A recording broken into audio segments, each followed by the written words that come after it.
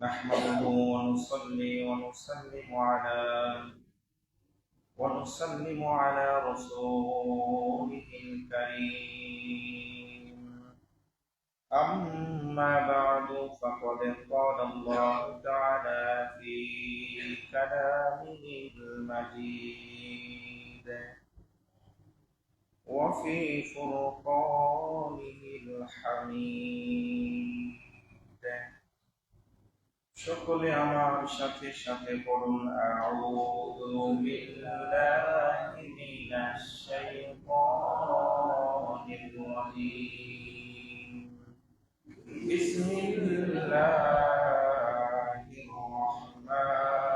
রাহমানির রাহিম। وقرن في بيوتكن ولا تبرجن تبرج الجاهلية الأولى وأقمنا الصلاة وآتينا الزكاة وأطعنا الله ورسوله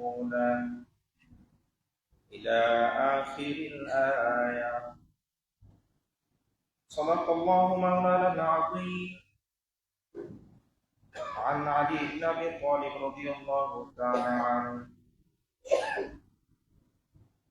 أنه كان عند النبي صلى الله عليه وسلم فقال: أي شيء خير للنساء؟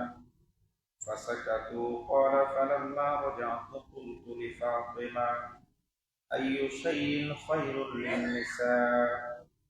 قالت: لا يرين الرجال ولا يرونهم. فذكرت ذلك للنبي صلى الله عليه وسلم، فقال رسول الله صلى الله عليه وسلم: فاطمة بضعة مني، فاطمة بضعة مني، أو كما قال النبي عليه الصلاة والسلام. وصدق رسوله النبي الحبيب الكريم. فقد قال الله تعالى في شأن حبيبه: إن الله وملائكته يصلون على النبي يا أيها الذين آمنوا صلوا عليه وسلموا تسليما. صلى الله على سيدنا محمد وآله وأصحابه وسلم. صلى الله على سيدنا محمد وآله وأصحابه وسلم. اللهم صل على مولانا محمد وعلى آله سيدنا مولانا محمد. لا إله إلا الله، لا إله لا إله إلا الله، لا إله إلا الله। জান্নাতের ওই হুরপুরীরা করছে ওই নাম সাধনা। লা ইলাহা ইল্লাল্লাহ, লা ইলাহা ইল্লাল্লাহ, লা ইলাহা ইল্লাল্লাহ মুহাম্মাদুর রাসূলুল্লাহ সাল্লাল্লাহু আলাইহি ওয়াসাল্লাম। আল্লাহ পাক রব্বুল ইজ্জতের দরবারে লক্ষ কোটি শুকরিয়া যে আল্লাহ পাক রব্বুল আলামিন আমাদেরকে পবিত্র শাওয়াল মাসের চতুর্থ অর্থাৎ শেষ জুমায় আল্লাহর ঘর মসজিদে আগে ভাগে আসার এবং বসার তৌফিক দিয়েছেন। কয়েক মর্তবা দুরূদ শরীফ, কয়েক মর্তবা রাসূলুল্লাহ সাল্লাল্লাহু আলাইহি ওয়াসাল্লামের শানে দুরূদ শরীফ পাঠ করার তৌফিক দিয়েছেন। সেজন্য আল্লাহ তাআলার দরবারে কালিমাতুশ শুকর আদায় করে পড়ি আলহামদুলিল্লাহ। আলহামদুলিল্লাহ। আর শুকরিয়া আদায় করে আল্লাহ পাক রব্বুল আলামিন আমাদেরকে বিনা দরখাস্তে বিনা আবেদনে আখির নবীর উম্মত হিসেবে কবুল করেছেন, শ্রেষ্ঠ উম্মতের মর্যাদা দিয়েছেন। সেজন্য আবারও দিল খুলে প্রাণ দারাজ করে বলি আলহামদুলিল্লাহ। আজকে একবার কথা বলবো পর্দা পশিদা নিয়ে, যেটি বর্তমানে মহামারী আকার ধারণ করেছে। মা বোনেরা আজ পর্দা করতে চায় না। আবার আমরা মনে করি শুধু মা বোনরা পর্দা করবে, আমাদের পর্দা দরকার নাই। অথচ আল্লাহ তাআলা কোরআনুল কারীমের শুরুতে পুরুষদেরকে বলেছেন যে তোমরা পর্দা করো। কুল্লিল মুমিনিনা ইয়াগুদ্দু মিন আবসারিহিম, ইয়া রাসূল আপনি বলেন, মুমিনদেরকে বলেন, পুরুষদেরকে, তারা যেন তাদের চক্ষু হেফাজত করে। সুবহানাল্লাহ পড়ে। সুবহানাল্লাহ। এজন্য কোরআনুল কারীমের মতো এত সুন্দর জীবন ব্যবস্থা, এত সুন্দর কনস্টিটিউশন পৃথিবীতে আর নাই। সুবহানাল্লাহ পড়ে। সুবহানাল্লাহ। এজন্য এই কোরআনুল কারীমকে আমাদের জীবনের পরতে পরতে অবশ্যই মানতে হবে। কি কথা বলেন, ঠিক না বেঠিক? বলছিলাম আল্লাহ তাআলা পুরুষদেরকে বলেছেন তোমাদের চক্ষু হেফাজত করো, এরপর মহিলাদেরকে বলেছে যে তোমরাও তোমাদের চোখ হেফাজত করো, তোমাদের যে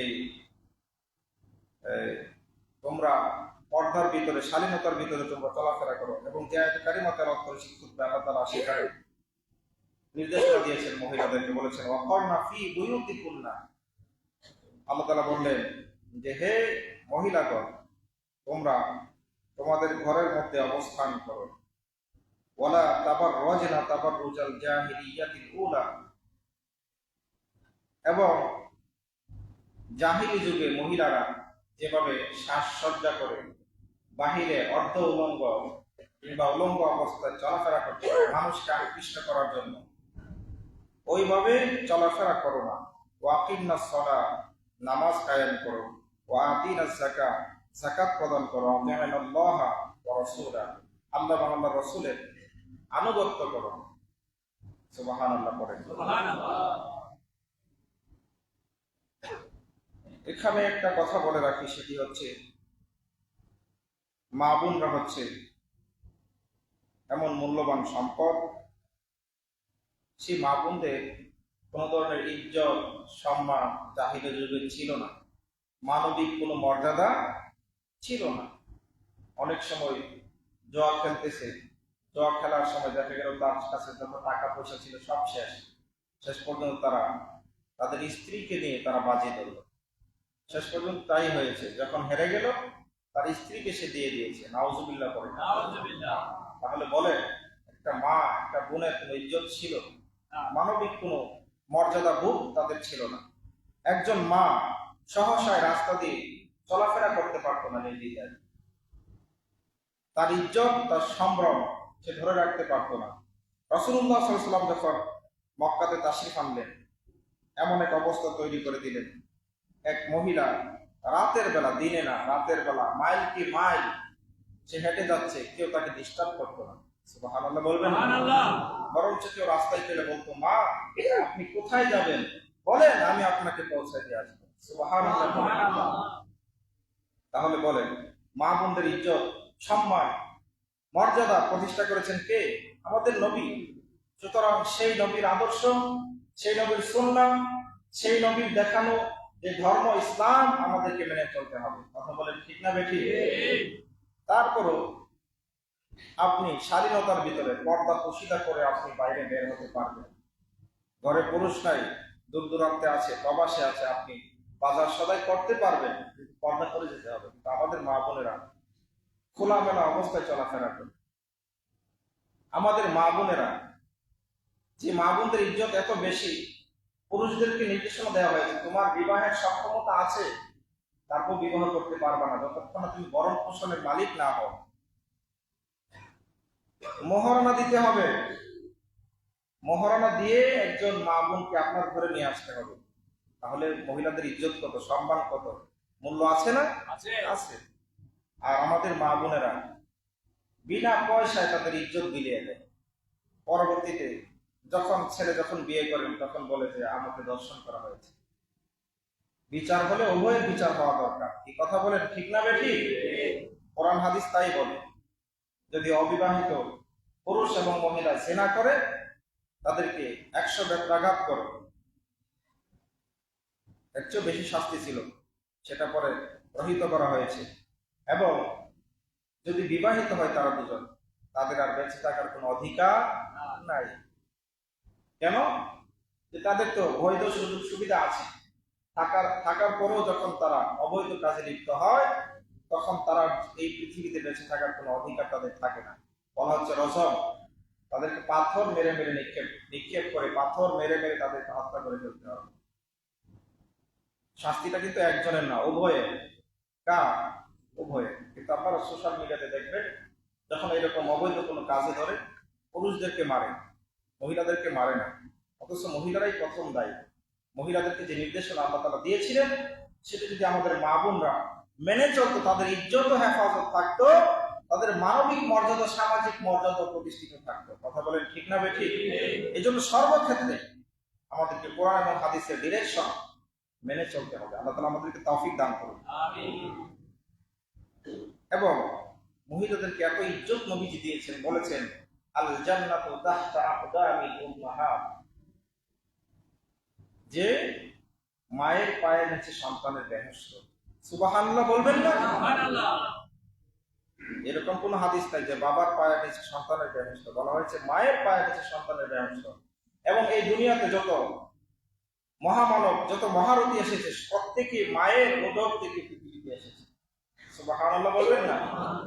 হযরত আদম আলাইহিস সালাম এবং আম্মা জান হাওয়া আলাইহাস সালাম, তাদের সৃষ্টির ব্যাপারটা ভিন্ন। কারণ তখন কোনো মানুষই ছিল না, তাদের কোনো পিতা মাতা নাই। কিন্তু বাস্তবিক পক্ষে বাকি যত মানুষ এসেছে দুনিয়াতে, প্রত্যেকেরই মা আছে। মারিয়াম আলাইহাস সালাম, ওনার কিন্তু স্বামী নাই। ওনার ঘরে ঈসা আলাইহিস সালাম তিনি জন্মগ্রহণ করেছেন, ওনার বাবা নাই। ঈসা আলাইহিস সালামের বাবা নাই, কিন্তু তিনিও একজন মায়ের উদর থেকে দুনিয়াতে এসেছেন। সুবহানাল্লাহ পড়েন। হাদিস শরীফে বলা হয়েছে, সাহাবীরা জিজ্ঞেস করেন, ইয়া রাসূলুল্লাহ, সাহাবী বললেন যে মর্যাদার দিক থেকে কে বেশি হকদার, আমার পক্ষ থেকে কে বেশি মর্যাদা পাবে? নবীজি বললেন, ক্বালা উম্মুকা, তোমার মা। সুবহানাল্লাহ বলবেন না?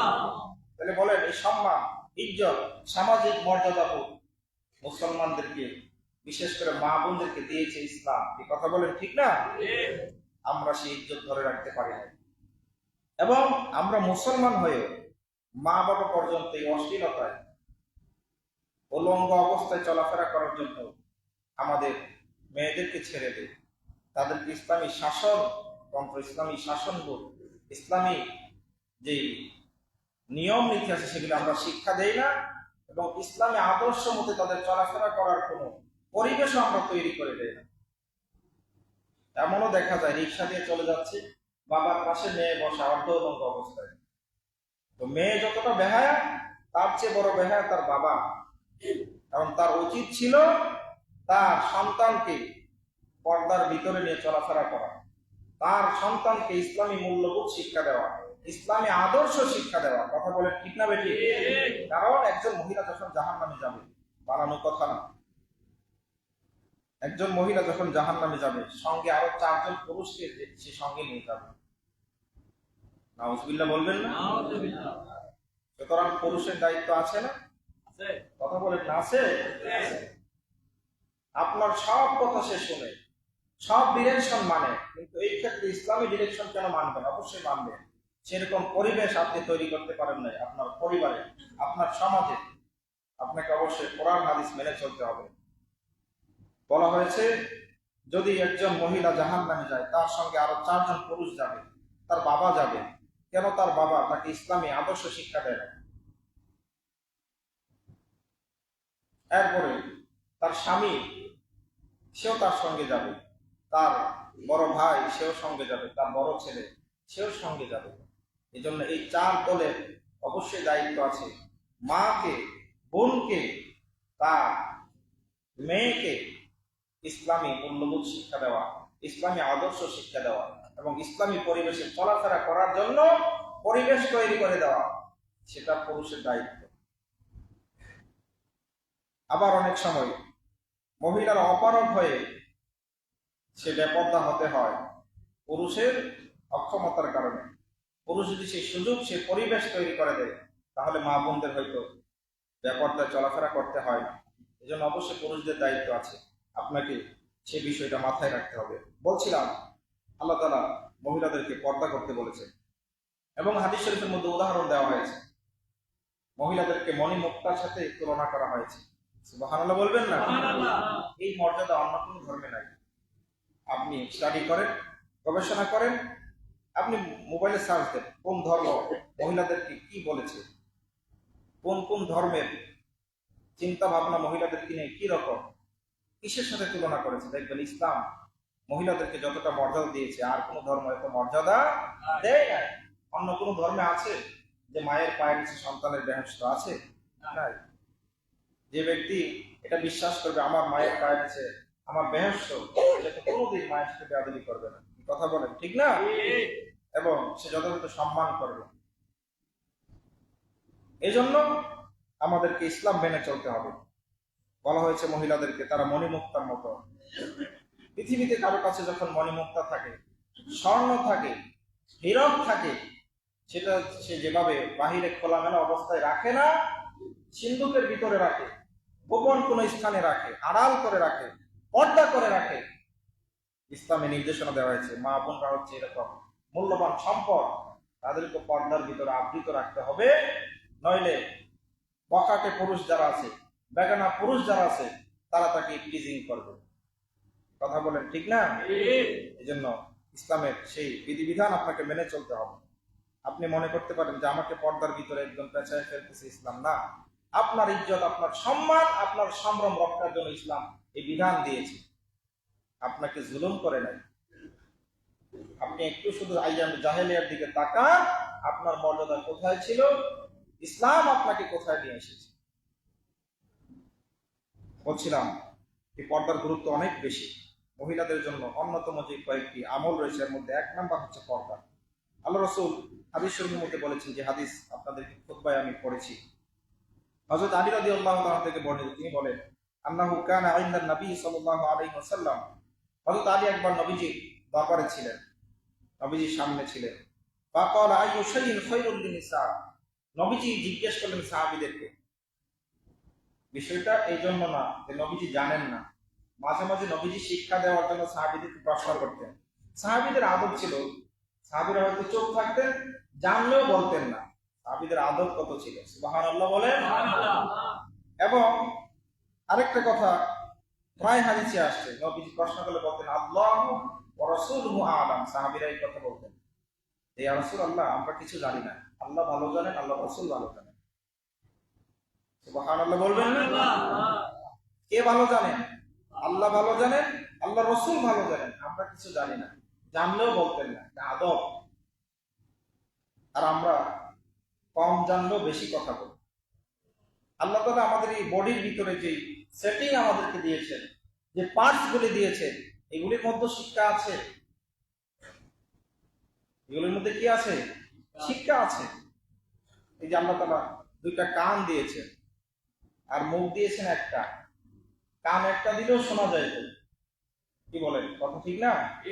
আল্লাহ তাআলা 2টা দিয়েছেন, বোঝাতে চান 2টা কান দিয়েছি ডাবল শোনো, মুখ দিয়েছি একটা, অর্ধেক কথা বলো। হাদিস শরীফ আসছে যে ব্যক্তি চোখ থাকে সে মুক্তি পায়। আর আমরা যেখানে সেখানে মুখ খুলি, বেশি বেশি ফটর ফটর করি, কম জানলেও কথা বলি বেশি। এই জন্য আমাদেরকে শুনতে হবে বেশি, বলতে হবে কম। আল্লাহ তাআলা আমাদেরকে তৌফিক দান করুন, আমিন। আল্লাহ রাসূল বললেন, হে সাহাবীরা, আইয়ু শাইইন খায়রুল লিনিসা, তোমরা বলো তো মহিলাদের জন্য সবচেয়ে উত্তম জিনিস কোনটি?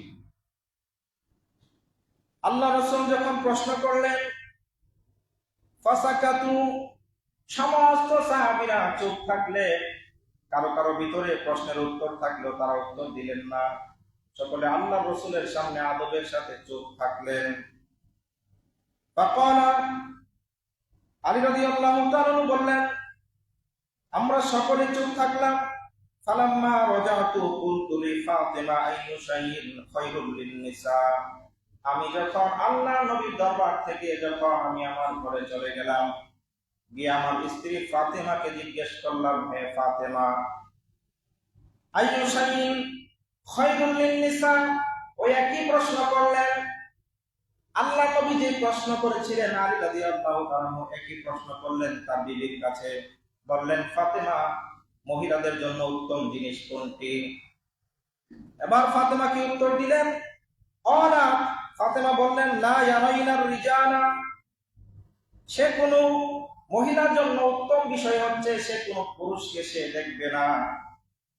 সুবহানাল্লাহ বলেন। ওয়ালা ইয়ারাউনাহুন্না, এবং কোন পর পুরুষ তাকে দেখবে না। এটাই হচ্ছে মহিলাদের জন্য সর্বোত্তম বিষয়। উচ্চস্বরে বলুন সুবহানাল্লাহ। মানে তিনি পর্দাকে ইন্ডিকেট করলেন যে মহিলাদের জন্য পর্দা হচ্ছে সর্বোত্তম আমল। বলেন, মহিলাদের জন্য সর্বোত্তম আমল কি? পর্দা। বলতে পারেন হুজুর আমরা এখানে সব পুরুষ, আপনি মহিলাদের ওয়াজ করতেছেন। একটু আগে বললাম না যে আপনাদের 4 দলের দায়িত্ব আছে মহিলাকে পর্দার ভিতরে রাখা। এবং ইসলাম বলেছে যখন আপনি বিবাহ শাদীতে আবদ্ধ হবেন, বিবাহ বন্ধনে আবদ্ধ হবেন, তখন সমস্ত দায় দায়িত্ব আপনার উপর। সেই সক্ষমতা অর্জন না করলে আপনার জন্য বিবাহ করা শুদ্ধ হবে না। এই জন্য আপনার অবশ্যই দায়িত্ব আছে, এই বাণীগুলো ঘরে পৌঁছায় দিবে এবং আপনার জায়গা থেকে আপনার দায়িত্ব পালন করতে হবে। আল্লাহ তাআলা আমাদেরকে তৌফিক দান করুন। আমিন। বলছিলাম, ফাতেমা বললেন, হে আলী, হে আমার স্বামী, লা ইয়ারাইনার রিজালা, তারা কোনো পুরুষকে দেখবে না, তাদের চোখকে তারা হেফাজত করবে, পুরুষের দিকে কোনো বেগানা পুরুষের দিকে পর পুরুষের দিকে তাকাবে না। ওয়ালা ইয়ারাউনাহুন্না, তাদেরকেও কোনো পুরুষ দেখবে না, অর্থাৎ পর্দার ভিতরে তারা থাকবে। ফাযাকারতু যালিকা লিন-নবী সাল্লাল্লাহু আলাইহি ওয়াসাল্লাম, আমি আবার এই প্রশ্নের উত্তর যাচাই করার জন্য চলে গেলাম নবীর দরবারে। সুবহানাল্লাহ বলেন। সুবহানাল্লাহ। আমরা তো কোনো কথা শুনলেই বিশ্বাস করে ফেলি, কি বলেন, ঠিক না? অমুক একটা কথা বলছে যে অমুক এরকম খারাপ, আমি সেটা বিশ্বাস করে বসে আছি। এটা সত্যতাও যাচাই করলাম না, নিজের চোখে না দেখা পর্যন্ত কোনো মানুষের কথা বিশ্বাস করে না। বর্তমান যুগে বিশ্বাস করার কোনো অবস্থায় নেই। পরতে পরতে মিথ্যা। এখান থেকে মেইন গেট যাইতে যেতে দেখবেন আপনার মুখ দিয়ে কতটা মিথ্যা কথা বের হয়। আর ফোনে কথা বললে তো হাজার হাজার মিথ্যা।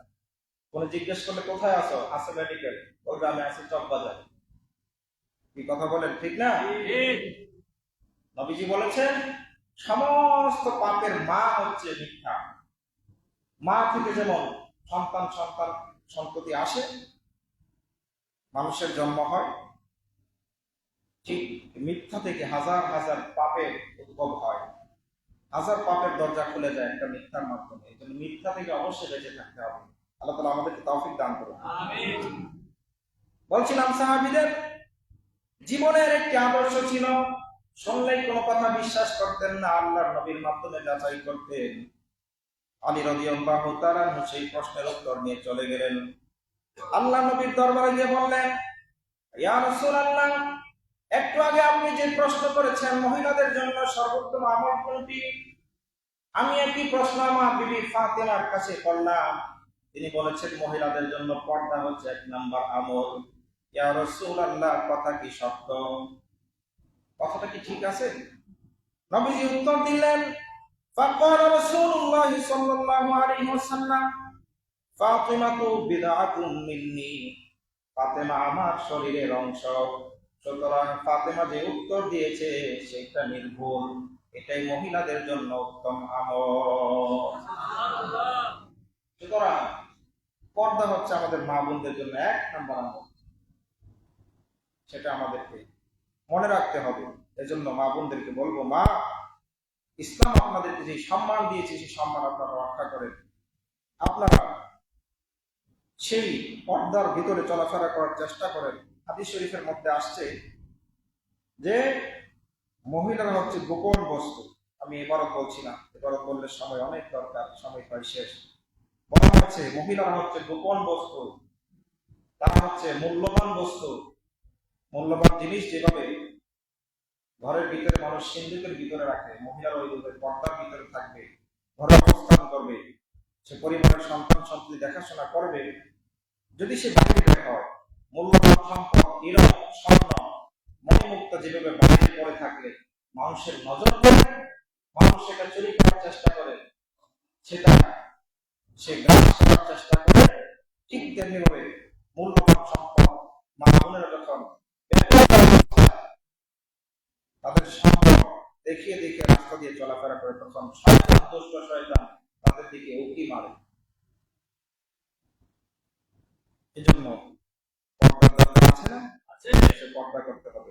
আপনাকে বলছি না একদম চার্জারের ভিতরে আবদ্ধ হয়ে যান, আপনার প্রয়োজন আপনি বের হতে পারবেন, ডাক্তারি করতে পারবেন, আপনি ইঞ্জিনিয়ার হতে পারবেন, উচ্চ শিক্ষায় শিক্ষিত হতে পারবেন, করতে পারবেন, পর্দা করে যান। আর আমাদের দেশে এখন যে পর্দা, নামে পর্দা, সবকিছু ঠিক আছে কিন্তু শরীরের সব অবয়ব দেখা যাচ্ছে। গ্যারান্টি নেবেন না? বাস্তবতা কি বলছি আপনাদের, তাহলে এই পর্দার কি দাম হলো বলেন?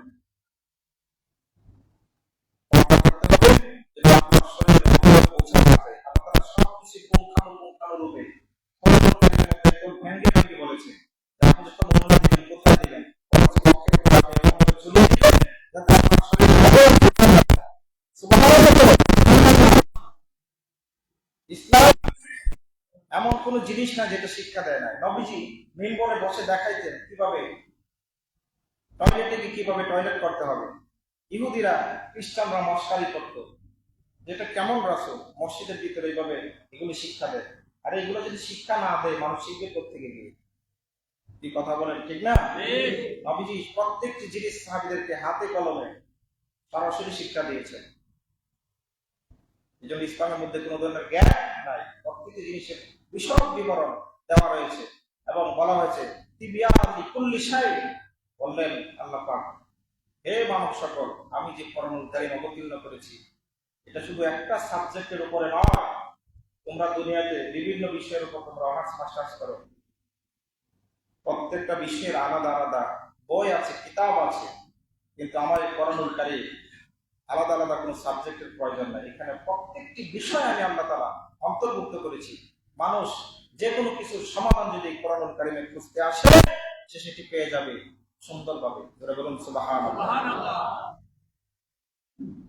বলছিলাম বলা হয়েছে বুকের উপরে দাও। আর আমাদের মা বোনেরা ওন্না আছে ঠিকই, ওন্না দেখুন এই গলার ভিতরে পেঁচায় পিছনে দুইটা ছেড়ে দিচ্ছে, যেখানে দেওয়া হলো সেখানে দেয়। যে নামাজ সর্বশ্রেষ্ঠ আমল, খুব মনোযোগ দিবেন, শেষ কথা এবং গুরুত্বপূর্ণ কথা বলছে আপনাকে। এখানে হাদিস আরো আছে, কোরআনুল কারীমের অনেক আয়াত আমি নোট করেছিলাম, সেগুলি বলতে গেলে আপনাকে আরো 4 জমা লাগবে, কিন্তু আমি সংক্ষেপে শেষ করে দিচ্ছি, সময় শেষ। গুরুত্বপূর্ণ কথা বলছি, মনোযোগ দেন। যে নামাজ হচ্ছে সর্বশ্রেষ্ঠ ইবাদত। সর্বশ্রেষ্ঠ ইবাদতের নাম কি? নামাজ। কথা বলেন, নামাজ। এই নামাজ পর্যন্ত পার্থক্য করে দিয়েছেন নবী পর্দার কারণে। মহিলাদের যেন পর্দা নষ্ট না হয়, সুবহানাল্লাহ বলবেন না? সুবহানাল্লাহ। মা বোনেরা যখন নামাজ পড়ে হাত কোথায় বাঁধে? বুকের উপরে। যদি নিচে ধরে তাহলে এখানে অবয়ব বোঝা যাবে, আপনাদেরকে বোঝার জন্য বলতেছি, মাইন্ড করবেন না। বুকের উপরে ধরলে তাদের যে শরীরের অবয়ব আছে সেটা বোঝা যাবে না। যখন আপনি রুকুতে যাবেন, রুকুতে যাওয়ার পরে আমরা একদম শরীর টান টান করবো, ঝুঁকে যেতে হবে। মহিলারা ঝুঁকতে হবে না, হয়তো ঝুঁকে গেলে তার পর্দা নষ্ট হওয়ার সম্ভাবনা থাকবে। এজন্য ইসলাম বলেছে তুমি সম্পূর্ণ ঝুঁকতে হবে না রুকুতে যাওয়ার সময়। মহিলারা পুরুষের মতো ঝুঁকতে হবে না, একটু খাড়াখাড়ি অবস্থায় থাকবে যাতে তার পর্দা নষ্ট না হয়। সুবহানাল্লাহ সুবহানাল্লাহ। এরপর আপনি যখন হাত উঠাবেন, আমরা হাত উঠাই না তাকবীরে তাহরিমার সময়, মহিলাদের একদম সম্পূর্ণ উপরে উঠাইতে হবে না, তারা কাঁধ বরাবর রাখবে। উপরে উঠাইলে, এই যে উপরে উঠাইলে কিন্তু হাতগুলো আরেকটু বেশি প্রশস্ত হয়, যেন তাদের অপরাধ বোঝা না যায়, পর্দা নষ্ট না হয়। সুবহানাল্লাহ পড়ে। সুবহানাল্লাহ। আমরা তো শিক্ষা গ্রহণ করি না, নামাজ পর্যন্ত আলাদা করে দিয়েছেন যেন পর্দার খেলাফ না হয়। এটা দিয়ে আল্লাহ তাআলা বুঝিয়ে দিয়েছেন, আল্লাহ রাসূল বুঝিয়ে দিয়েছেন যে মহিলাদের জন্য 1 নম্বর আমল কি? পর্দা। তারপর আপনি যখন সিজদায় যাবেন, কোথায়? সিজদায় যখন যাবেন, আমরা যখন সিজদা করব নিচে দিয়ে যেন খালি থাকে এরকম নির্দেশনা দেওয়া হয়েছে হাদিস শরীফের মধ্যে। আপনি যখন সিজদা করবেন একদম জমিনের সাথে লেগে যাওয়া যাবে না, আপনার মাঝখান দিয়ে খালি থাকতে হবে। এবং হাদিস শরীফের মধ্যে উদাহরণ দেওয়া হয়েছে নিচে দিয়ে যেন একটা বকরির বাচ্চা, বিড়ালের বাচ্চা চলাফেরা করতে পারে, হাতগুলি খোলা থাকবে। মহিলাদের ক্ষেত্রে বলা হয়েছে না, তারা একদম জবুতুবু হয়ে একদম জমিনের সাথে মিশে যেতে হবে, যেন তাদের পর্দার খেলাফ না হয়, শরীরের অবয়ব বোঝা না যায়। সুবহানাল্লাহ সুবহানাল্লাহ। এজন্য আপনাকে অবশ্যই পর্দা মেইনটেইন করতে হবে। আল্লাহ তাআলা আমাদের সকলকে আমল করার তৌফিক দান করুন। আমাদের মা বোনদেরকে তাদের ইজ্জত, সম্মান, সম্ভ্রম রক্ষা করার তৌফিক দান করুন, ইসলামী বিধিবিধান মতে চলাফেরা করার তৌফিক দান করুন। যা কিছু বলেছি আমাকে সহ আপনাদের সকলকে আল্লাহ তাআলা আমলে নেওয়ার তৌফিক দান করুন। ওয়া মা আলাইনা ইল্লাল বালাগ। যারা সুন্নাত করেন নাই